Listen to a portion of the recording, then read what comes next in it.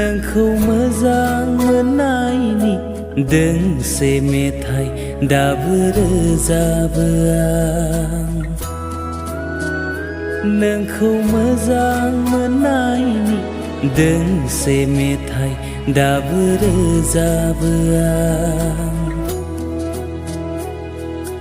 गोबाव सम बारग'लांबाय नोंजों आंजों जुदा जुदा जालांनाया,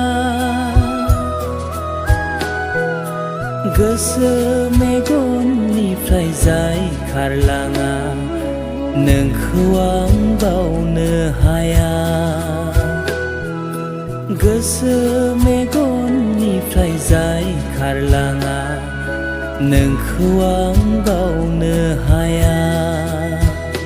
नोंखौ मोजां मोननायनि दोंसे मेथाइ दाबो रोजाबो आं।